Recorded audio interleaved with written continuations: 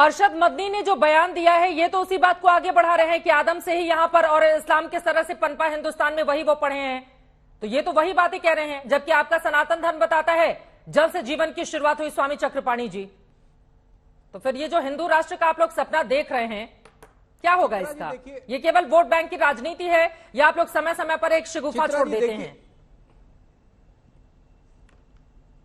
नहीं नहीं चित्रा जी, सगुफा नहीं है, देश की भावना है। और मैं आपको बताना चाहता हूं कि ये देश हिंदू राष्ट्र तो उसी दिन बन गया था जब 14 अगस्त 1947 को जब देश का विभाजन मजहब के आधार पर हुआ, एक पाकिस्तान बन गया, तो उसके बाद स्वाभाविक था कि ये हिंदुस्तान हिंदू राष्ट्र है। लेकिन अप्रत्यक्ष रूप से था, निश्चित रूप से उसको प्रत्यक्ष रूप से करने के लिए संसद से मुहर लगाना जरूरी है, उसके प्रयास चल रहे हैं। दूसरी बात, जो मनु जी महाराज को, जिसको अभी पठान साहब ने कहा और मदनी साहब ने भी कहा कि मनु जी महाराज हमारे उनके हम वंशज है, जिसको आदम में कहते हैं, तो मनु जी महाराज स्वाभाविक है कि वो भगवान विष्णु के भक्त थे और वो सनातनी थे। जब सनातनी थे तो स्वाभाविक रूप से भी सनातनियों का ये वंशज हुए, तो इनको हिंदू राष्ट्र में कोई परेशानी नहीं होना चाहिए। और हमारे पूर्व अध्यक्ष वीर सावरकर जी ने कहा था क्या सिंधु सिंध पर्यत्ता यस्त भारत भूमिका पितृभू पूर्वोच्च, यानी जो भारत वर्ष को पितृभू और पुण्यभू दोनों माने, यानी जो हमारे पितृभू भी हो पुण्य भी हो, वो हर हिंदू है। सवाल इस बात का है कि आप वंदे मातरम पठान साहब बोल नहीं पाते,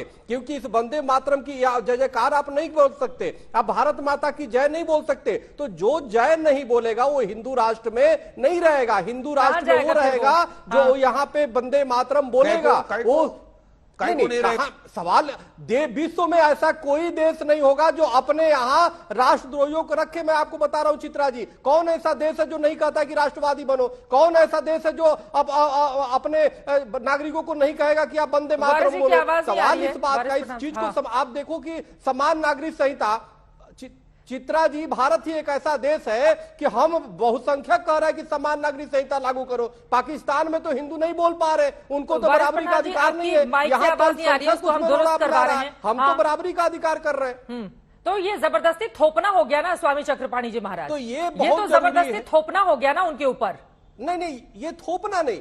आप सुनिए चित्रा जी, हमारे उस हिंदू राष्ट्र में जब मुहर लगेगा तो किसी के साथ अन्याय नहीं है, किसी के साथ भेदभाव नहीं है। यही तो बात कर रहा हूं कि सब बराबरी का अधिकार, चाहे वो योगी आदित्यनाथ जी ने क्या कहा कि हमारा धर्म का, हमारा भारत का धर्म सनातन है। हाँ। तो स्वाभाविक है। अब मनु जी महाराज को जब ये भी मानते हैं तो है ये तो अंतर्राष्ट्रीय, तो विश्व का, ये तो ब्रह्मांड का धर्म है। सनातन जो किसी ने स्थापना नहीं किया, सनातन धर्म कोई मजहब नहीं है, वो धर्म है जो शुरू से है। तो इसलिए जो धारण किया जाए वही धर्म है। मृत्युंजय तिवारी जी, हिंदू राष्ट्र बनाने में हमें लगता है पठान साहब और असुद्दीन वैसी सबको साथ देना चाहिए। ठीक है, वो कह रहे हैं सबको साथ देना चाहिए। तिवारी जी, आप जवाब दे दीजिए, उसके बाद में स्टूडियो में तुरंत आ रही हूँ। बोलिए। वो कह रहे हैं हिंदू राष्ट्र जवाब देता हूँ। अभी स्वामी चक्रपाणी ने ये कहा कि जिसको भारत देख, अभी नहीं, उन्होंने और एक भी बात कही। स्वामी चक्रपाणी ने अभी ये कहा कि जिसको भारत देश में रहना है उसको वंदे मातरम कहना होगा, भारत माता की जय कहना होगा, सब बोला। मैं स्वामी चक्रपाणी ये इसको मानता हूं, संविधान को। ये संविधान में कहां लिखा है कि मुझे यहां रहना होगा? और आप कौन होते हैं मुझे सर्टिफिकेट देने वाले नेशनलिज्म और पेट्रोटिज्म का? और हमको वो लोग हैं जिन्होंने जितना डिक्लेरेशन देने को टुकड़ा दिया। 1947 में हम बाय बर्थ और बाय चॉइस हमने हमारे भारत देश को अपनाया।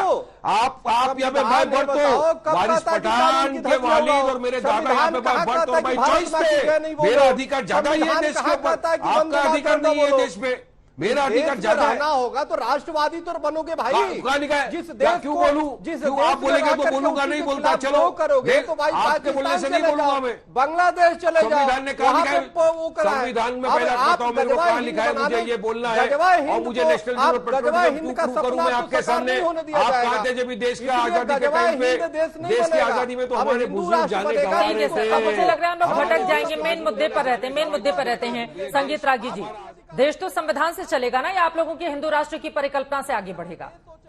देखिए, मुझे लगता है कि जब आप हिंदू राष्ट्र की परिकल्पना करते हैं तो हम गलत दिशा में अपने विमर्श को ले जाते हैं। इस देश की प्रकृति हिंदू है, क्योंकि इस देश की संस्कृति, इस देश की सभ्यता और इस देश के संस्कार हिंदुओं के फोर फादर्स, हिंदुओं के पूर्वजों ने, जिसे सनातन धर्म के मानने वाले कहते हैं, उनका है। आपके शरीर में यदि अम्लीय तत्व ज्यादा है तो उसका आपका कैरेक्टर भी वैसा ही होगा। कंपाउंड का कैरेक्टर जिसमें डोमिनेंट रेडिकल होता है उसी के अनुसार उसका कंपाउंड का कैरेक्टर तय होता है। वैसे ही जब तक इस देश में मेजोरिटी हिंदुओं की है तब तक इस देश की प्रकृति हिंदू राष्ट्र ही रहेगी। और हिंदू राष्ट्र का मतलब सबको समाज साथ ले चलने की क्षमता इस देश में रहेगी। और जिस दिन मुस्लिम पॉपुलेशन इस देश में बढ़ेगा, भारत की जो प्रकृति है वो हिंदू होने की कमतर जाएगी। जैसे आप गुलाब का बागीचा है और गुलाब के बागीचे में यदि कांटों का आप बहुत सारा पेड़ खड़ा कर दें तो बाद में वो गुलाब का वाटिका नहीं रह जाएगा, फिर वो कांटों की वाटिका हो जाएगी।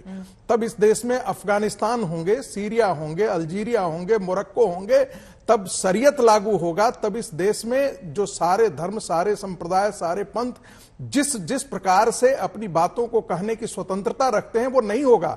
आपने देखा होगा केरल के अंदर मुस्लिम गांव बन जाता है, मुस्लिम इलाके बन जाते हैं। अभी पलामू के अंदर आपने देखा कि मस्जिद के पास आप तोरण द्वार नहीं लगा सकते हैं। आप अंदाजा लगा सकते हैं कल यदि हिंदू कहना यह शुरू करे कि ये हिंदू डोमिनेटेड है, यहां एक भी मुसलमान को रहने नहीं देंगे, कल ये अंदाजा लगा सकते कि कोई शहर में कहे कि हिंदू कहे कि ये मुस्लिम हिंदू डोमिनेटेड शहर है, इसमें मुस्लिमों का कोई जुलूस नहीं निकल सकता, हम नमाज नहीं पढ़ने देंगे। तो ये मानसिकता कहां से आती है? जब जो मुस्लिम इलाके डोमिनेट होते जाएंगे, अफगानिस्तान हमसे उसी दिन चला गया, बांग्लादेश उसी दिन चला गया, पाकिस्तान इसलिए बना। और आने वाले दिनों में ये हिंदू राष्ट्र रहेगा या नहीं, ये इस बात पर निर्भर करता है कि मुसलमानों की जनसंख्या यदि बढ़ती है तो वो हिस्से भारत के लिए खतरनाक साबित हो।